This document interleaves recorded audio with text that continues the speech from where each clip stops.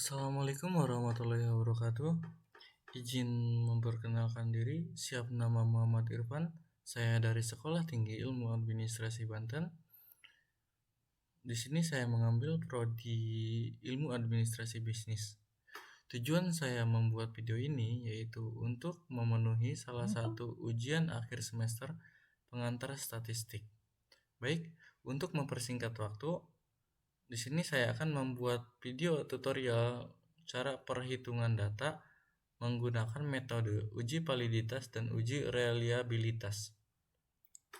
Uji validitas adalah tingkat keandalan dan kesahihan alat ukur yang digunakan.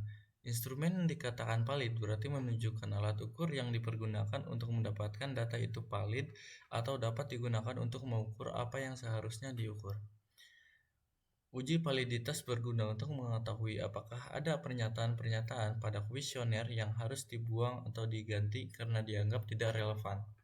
Item instrumen dianggap valid jika lebih besar dari 0,3 atau bisa juga dengan membandingkannya dengan R-tabel 0,374. Jika R hitung R-tabel maka valid. Uji reliabilitas berguna untuk menetapkan apakah instrumen yang dalam hal ini kuesioner dapat digunakan lebih dari satu kali, paling tidak oleh responden yang sama, akan menghasilkan data yang konsisten. Nilai koefisien reliabilitas yang baik adalah jika Cronbach alpha di atas 0,7 cukup baik dan di atas 0,8 yaitu baik. Pengukuran validitas dan reliabilitas mutlak dilakukan karena jika instrumen yang digunakan sudah tidak valid dan reliable, maka dipastikan hasil penelitiannya pun tidak akan valid dan reliable. Di sini saya mempunyai contoh kasus. Yang pertama, kita buka Microsoft Excel karena di sini saya sudah mempunyai contoh data dengan 10 kuesioner dan 20 responden. Kita copy.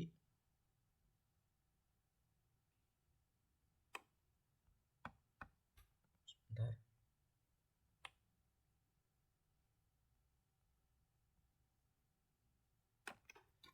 Ctrl C. Lalu kita masuk ke aplikasi SPSS. Ctrl V.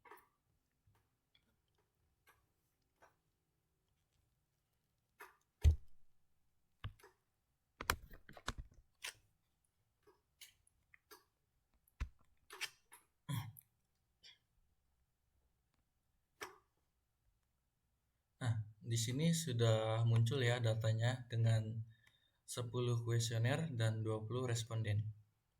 Baik, kita klik variable view, kita klik name, kita Ctrl F untuk masuk ke find and replace.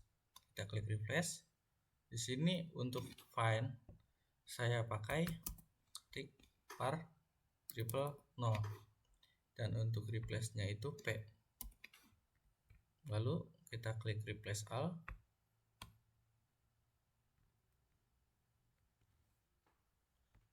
Nah, maka name-nya semuanya akan terubah menjadi P10 atau P. Di sini sudah terubah semuanya ya.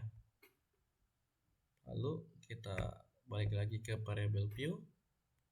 Untuk desimal kita ubah menjadi 0 semua ya, biar tidak terlalu banyak data.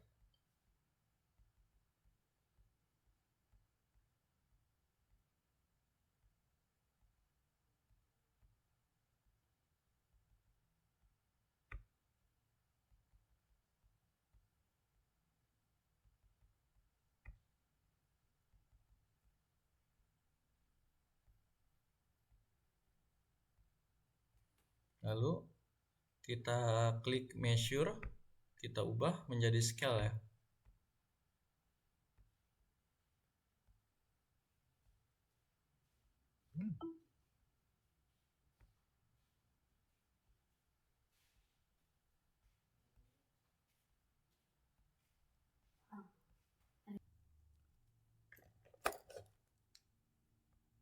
Di sini kita untuk P-nya untuk kuesioner 11 Baik, di sini untuk P11-nya kita ganti menjadi total ya. Nah, jika sudah measure sudah berubah menjadi scale, kita masuk ke data view, kita klik analysis, kita pilih scale, lalu pilih reliability analysis. Nah, jika sudah muncul seperti ini, kita Ctrl A, lalu kita pindahkan ke item. Untuk total kita buang ya, karena di sini kita hanya memerlukan kuesionernya saja. Kita klik statistik. Nah, di sini kita checklist item, scale if item delete, sama korelasi. Klik continue dan klik OK. Nah, hasil output olah data sebagaimana tampilan di samping. Untuk hasil uji validitas, lihat tabel item total statistik. Kita lihat item table total statistik pada kolom corrected item total correlation ya. Dan dari hasil uji reliabilitas, lihat tabel reliability statistik. Nah, ini.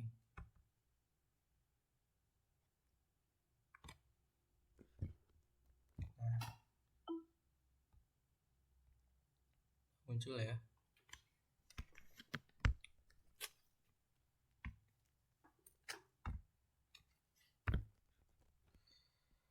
Lakukan interpretasi hasil tersebut untuk uji validitas. Dapat dengan membuat hipotesis H0 korelasi item dengan variabel tidak valid, H1 korelasi item dengan variabel valid. Kriteria uji: jika R hitung R tabel 0,374 maka H0 ditolak dan H1 diterima. Jika R hitung R tabel 0,374 maka H0 diterima dan H1 ditolak. Catatan, nilai R tabel untuk 30 responden dengan derajat kepercayaan 5% adalah 0,374. Hasil dari pengujian, R hitung dari seluruh item 0,374 kecuali X207 dan X211.